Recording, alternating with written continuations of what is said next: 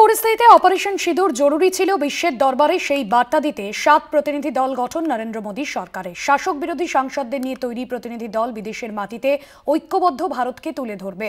কংগ্রেসের শশী থারুরকে নিয়ে বিতর্ক কেন? মোদী কি চাইছেন? শেষ এই নিয়ে আমরা কথা বলেছিলাম মুখ্য রাজনৈতিক বিশ্লেষক জয়ন্ত ঘোষালের সঙ্গে। কি জানিয়েছেন তিনি শোনাবো।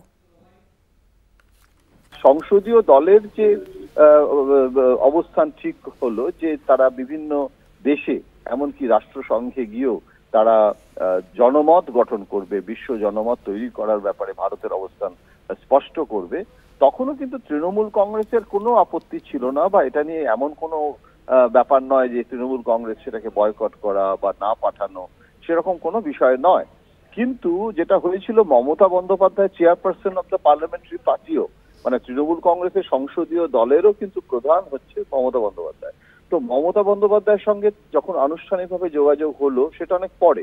প্রাথমিকভাবে লোকসভা এবং রাজ্যসভার পক্ষ থেকে তৃণমূল কংগ্রেসের যেরকম সুদীপ বন্দ্যোপাধ্যায়ের সঙ্গে যোগাযোগ করা হয় এবং ইন্ডিভিজুয়ালি সুদীপ বন্দ্যোপাধ্যায়কে যাওয়ার জন্য আমন্ত্রণ জানায় দিল্লি।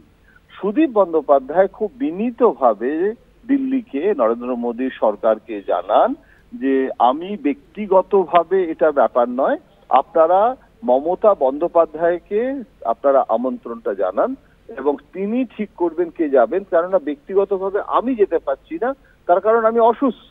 তারপরে সুদীপ বন্দ্যোপাধ্যায় মমতা বন্দ্যোপাধ্যায়কে জানায় যে আমি এরকম ভাবে যেতে পারছি না, অপারগতা, এবং আমাকে জানিয়েছে, আমি বলেছি মুখ্যমন্ত্রীকে জানাতে, এবং দে শুড ইনফর্ম তৃণমূল কংগ্রেসের লিডারশিপ। যাওয়ার ব্যাপারে কোনো রকম আপত্তি নেই। এদিকে মানে দিনক্ষণ সমস্ত ঠিক হয়ে গেছে, কে কে যাবে তার নামে তালিকা ঘোষণা করে দেওয়া হয়েছে। তখন মমতা বন্দ্যোপাধ্যায়ের সঙ্গে শেষ মুহূর্তে যোগাযোগ করা হলে মমতা বন্দ্যোপাধ্যায়ের দলের পক্ষ থেকে ঠিক হয়েছে যে তাহলে পাঠান যেতে পারেন, এবং তিনি নিজে মানে বিষয়টা সম্পর্কে অবহিত এবং তিনি নিজে ব্যাখ্যা করে বলে দেবেন। এখন শেষ পর্যন্ত আমি জানি না, কেননা এগুলো তো বিদেশ যাত্রা এবং বেশ অনেকগুলো দেশের ব্যাপার আছে, রাষ্ট্রসংঘের ব্যাপার আছে, ভিসা এবং সমস্ত কিছু সংসদ সদস্যদের ক্ষেত্রে একটা অগ্রাধিকার হবে।